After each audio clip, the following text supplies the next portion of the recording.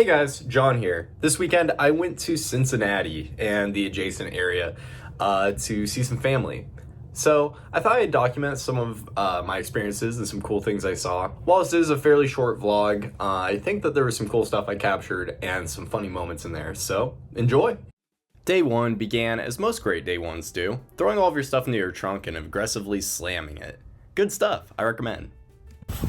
And through the power of editing, I magically transferred to Ohio. As you can see here, I am at an Ohioan gas station. These places are pretty niche, but I recommend. I really enjoyed my time here and definitely didn't buy more caffeine. Anyway, I found myself in Marymount, which is close to Cincinnati. And it's a pretty residential area. Very nice though, very bougie. You're pretty rich if you live here, and that's pretty cool if you're that kind of person with that kind of money and that stuff. But as you can see, it's really nice around here. The architecture is pretty snazzy, and they also have a lot of small boutique shops like Pomegranate and Lime here, which tastefully uses papyrus font for its logo, which, you know what, I'm here for it. You know, I use papyrus in my thumbnails, it's great font. There was also a Starbucks, which is a lot less unusual. However, I decided to offer a local place for my warm matcha because I was feeling adventurous, and this actually ended up being a bad idea. Oh, so yummy. Not gonna lie, this is not great, but I'm gonna drink it anyway. All right, guys, watch me chug this shit. The lid came off.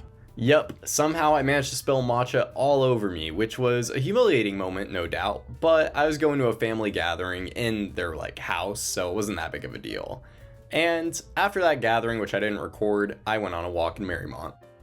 Well, guys, unfortunately I didn't get any downtown footage, but to be fair, it's dark and cold out. So instead, you and we're gonna have a talk. Honestly, I really think we got a good thing going here, with the vlogs. I mean, this has kind of become like a scrapbook for me almost, it's kind of nice to immortalize, moments. Hi, Q, though. Let me understand how the goatee looks. Will, this is a shout out to you. Thank you for getting me to try new things. We'll see if the goatee's a W, or else, I might have to beat you up, bro. Day two began as most great day twos do, at a monolithic structure that happens to be a retirement home. And let me tell you, it may be austere, but the view from the balcony is amazing. We love it, we love it. Yes, before us, utopia. Before our very eyes. Appreciate it, guys. Appreciate it now. And when I was done with that, I went to the shopping center. This place had a lot of stores, a lot of notable ones at that. And most interestingly, there was this little enclosed mall section here with just a few stores, including my favorite, TJ Maxx, which had this festive taco sweater. I would absolutely love to buy this, except I didn't because I didn't actually want it, but it was cool. And there's also an elf outfit if that's your kind of jam, your vibe even, and you could go 90s mode with this puppy.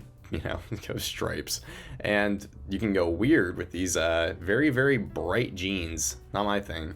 Quantum Elite headphones, Move Away AirPods Max, and Luffy about to do the 6-7, which is terrible, guys. Let's not do that. And who could forget the Digicam for 8-year-olds, which is pretty cool, actually. I approve. Anyway, from this point, I went downtown, which was definitely a vibe. This is called Over the Rhine, and it's definitely one of the nicest parts of Cincinnati I've seen thus far.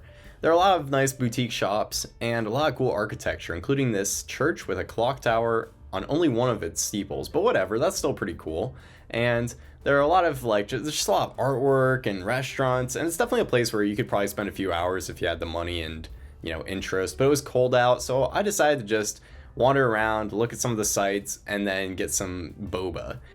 The place I went to is called Qlicious, and while they definitely specialize in boba and boba adjacent drinks, they also had this Dubai chocolate crepe cake for the low price of $14, guys.